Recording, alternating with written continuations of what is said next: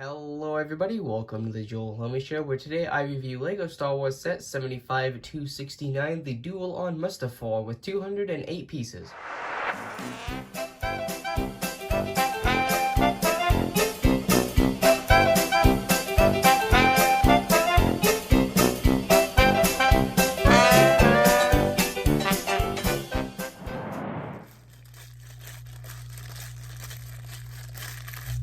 Hey, you there! I want to remind everybody that if you end up liking this video, please consider subscribing. It's free, and you can always change your mind. And right now, YouTube says that over 90% of people that watch my videos aren't subscribed, so it would really help, and with that... Hello everybody, I'm Joel, your guys' host for today's video, where today I'm going to be reviewing LEGO Star Wars Set 75-269, the Duel on Mustafar with 208 pieces, recommended for ages 7 and up. So today's video will be starting with a box overview, unboxing, taking a look at the amount of steps in the instruction manual, as well as the rest of the contents in the box, and then I'll move to a time-lapse speed build, and towards the end of the video, we'll take a look at the completed product once it is built, of course. So let's go ahead and start with a box overview. Of course, starting at the front, so as usual, off to the left-hand side of the box, we have our set information, and in the bottom right, we have our two figures, which is Obi-Wan Kenobi and Anakin Skywalker in this case, and then there, as usual, in the middle of the box, we have our nice visual of the set, which in this case is Anakin and Obi-Wan sort of dueling it out with lightsabers there in the center. And then moving to the back of the box, you can actually see here we have more visuals showing some things that you can do with the set, like we've got stud shooters, we've got spinning parts that you can actually sort of pose the figures and have them fight in different ways. We've got a larger visual here and two more off to the sides showing some more adjustable parts of the set. And then for the top, bottom, and right and left side of the box, I'll go ahead and do a pause and read segment. So here is the top of the box with our actual size off to the right there. And then here is the bottom of the box with our proof of purchase down to the bottom right there. And then here is the right side of the box. And here is the left side of the box. And then to open this box, all you actually need to do is take a look at the back, and we have a thumb tag right there that is conveniently placed right on top of one of the visuals, unfortunately. But as usual, if you want to sort of keep the condition of this box nice, you do have to be careful to keep these flaps from ripping, but I'm not too worried about that, so I'm just going to go ahead and tear them open. And on the inside of the box, we're going to go ahead and now dump out the contents, and it looks like we have one instruction manual and two of the larger bags that are actually marked as 1 and 2.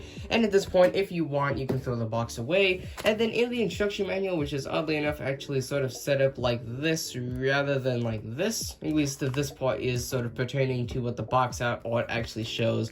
And it looks like the total amount of steps for this set is going to come out to a grand total of about 95 steps there when we finish the fighting platform or some of the finer details. So with that, let's go ahead and get into a time-lapse speed build and see how this thing turns out in the end.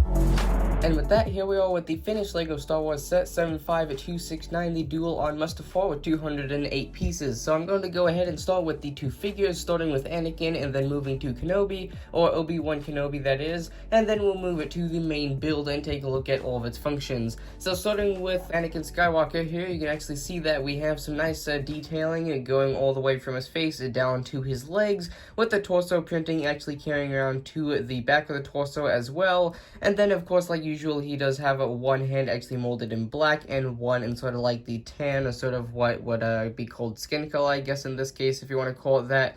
And then his torso printing does also carry down to his waist mold as well as his legs.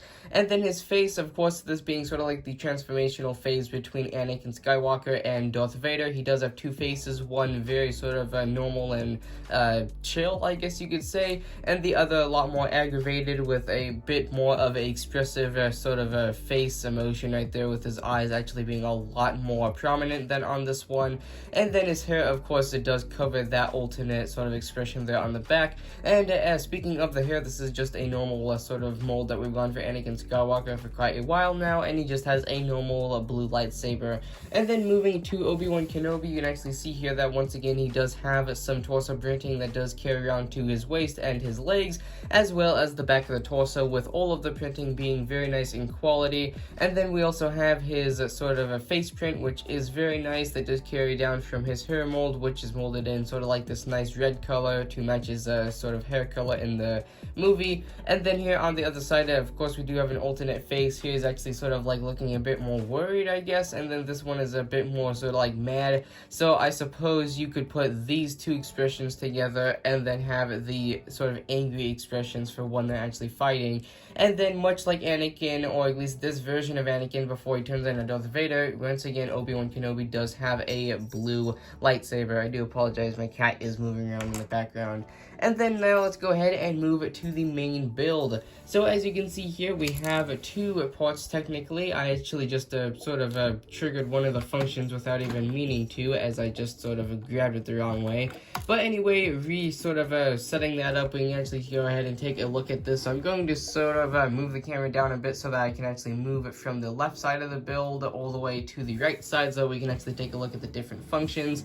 So this first one is actually a very large arm right here with sort of some nice detailing running down it that can move up and down. And then these are also adjustable, so like these blades on the ends, although I don't know if they're intended to be or not. I don't fully know what this is supposed to be representing, although it does look very cool as a background piece, because this sort of reminds me of like a rib cage, and I've always been sort of into like a very sort of nicely set up background, and taking pictures with something like this would be quite nice.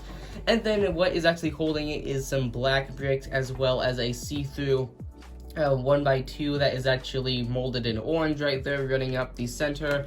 And then here we actually have one of the two sort of platforms that can actually move back and forth for Anakin and sort of Luke to stand on, or excuse me, not Anakin, Luke, Obi-Wan and Anakin, as we don't actually get Luke in the set, of course. And then here, as I said, we get one of these two platforms, the other one being over here, and both of these can actually move side to side and can spin a full 360, although when you actually have this clipped with the included clips right there, in this sort of position rather than this position, which you can actually see here as these little bits are flying everywhere. But when you have it set up like this or this, you can actually get these in the way of each other. As you can see here, they will actually hit. And as you can see here on the back, you can actually get a sort of like a little spot to grab these if you have smaller hands. Of course, me not having the smallest of hands. But even if you did have smaller hands, I don't know if this would be very useful considering how small they are, but I think these are supposed to be little handles so they can actually move these around, although it is very nice to be able to alternate both of these as you want. And as I had said, both of them do move to side and can do full 360s when they don't get in the way of each other, with one sort of like looking like a little droid with two little eyes on the front and what look like little hands, I guess, and then the other one actually being much more just a normal platform with a little post there with a printed 1x1 tile there on the top. And then these can actually clip together in two positions. As I had said, you can clip it like that, with the tracks actually coming up right next to each other, going sort of right up next to each other.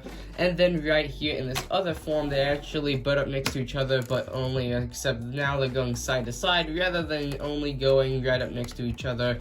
Now they're actually going side to side rather than actually just meeting in the middle. And then over here on the other end, you can actually see here that next to a bunch of fire that we actually have all over the place, with a bunch of see-through bricks, like see-through 1x1 sort of cylinders or whatever you'd like to call them. And then we also have 1x2 see-through tiles in orange. We have some yellow see-through bricks, and there's a bunch of different see-through ones, including some fire. And over here next to one of those fire pieces, we actually have a little function where you can sort of make like a natural sort of like lava explosion, because all of this down here is supposed to be representing lava. And if you were to actually press on this little bit here, as I sort of accidentally demonstrated earlier, you can actually demonstrate a little explosion. Well, you would intended to press it faster than that, but I don't want to make everything fly all over the place, so yeah, you can see there that it's intended to sort of make these scatter all over the place and sort of represent an explosion. But anyway, you can just sort of reset that as you like, and then you can also go ahead and actually set up the figures so you can have Anakin sort of like running off the edge here, position him so that he looks like he's actually sort of like jumping off of this towards Obi-Wan. And then of course on the other hand, we can have Obi-Wan sort of positioned in a similar way, looking like he's jumping towards Anakin. And then in the middle, you get a very nice sort of scene, as I had said there, with this coming down. You get a very nice sort of background to take pictures with. And if you were the type that was actually shooting a video with this, or just like to take pictures for, I don't know, something other than YouTube and thumbnails, this would be a very good sort of way to do it, because you have a nice background and you have a very nice way to position your figures right there to show both of them in sort of like some nice poses. But anyway, with that being said, there is the Joel Home Show review of LEGO Star Wars Set 75 at 269, the Duel on Mustafar, with 208 pieces, recommended for ages 7 and up. So with that being said, if you guys enjoyed today's video,